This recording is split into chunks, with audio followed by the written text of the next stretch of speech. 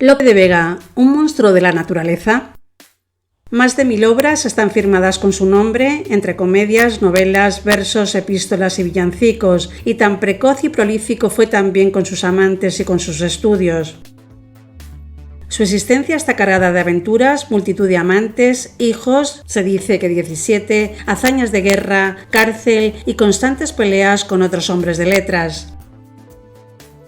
Todos los expertos coinciden en que Lope de Vega debe ser un caso único. No se conoce ningún caso de ningún autor en la literatura universal con una obra tan extensa como la de Lope de Vega. Se sabe que empezó a escribir en la infancia cuando solo tenía 10 o 12 años y siguió sin tregua hasta su muerte.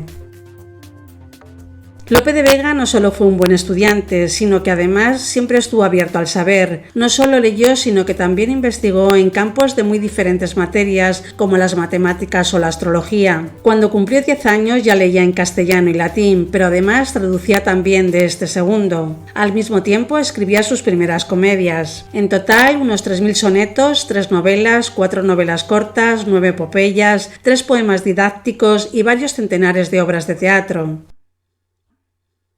Sin embargo, en realidad no es fácil saber exactamente el número de obras de teatro que escribió, en parte porque muchas veces se le atribuyeron muchas comedias que no eran suyas y en parte porque él mismo se encargaba de darse autopublicidad y proclamaba su fecundidad literaria en la égloga a Claudio diciendo: 1500 fábulas admira, que la mayor el número parece, verdad que desmerece por parecer mentira, pues más de 100 en horas 24 pasaron de las musas al teatro.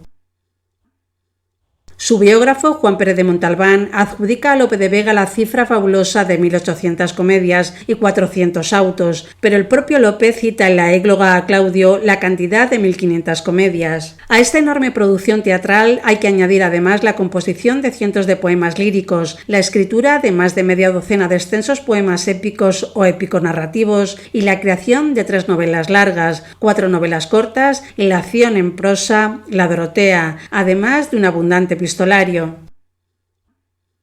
Como ha quedado demostrado en multitud de ocasiones, Lope tenía una facilidad pasmosa para escribir textos y obras de teatro. Sin embargo, tal y como evidencian 2 de los 3 códices manuscritos que se conservan del poeta, para la poesía no tenía tanta soltura. Para escribir un soneto, el autor escribía y tachaba 58 líneas. Por ello fue llamado Fénix de los ingenios y por Miguel de Cervantes monstruo de la naturaleza.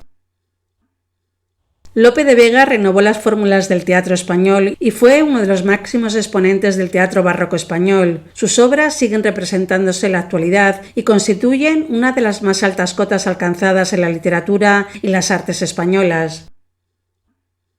Durante su vida, Lope de Vega fue también muy aficionado a los amoríos, que más de una vez le trajeron dificultades. En total, tuvo unos 17 hijos documentados, entre legítimos e ilegítimos. Se casó 2 veces y con 19 años tuvo a su primera hija y un sinfín de amantes.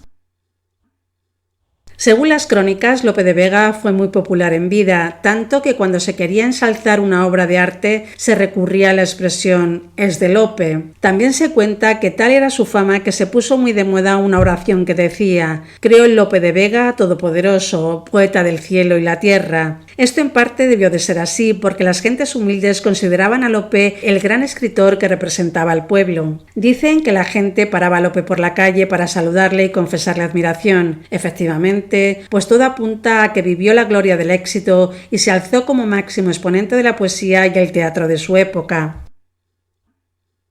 Tal debió ser la popularidad que alcanzó Lope de Vega que su entierro fue multitudinario. Las honras fúnebres, que duraron ni más ni menos que 9 días, se convirtieron en las exequias más notables de aquellos días.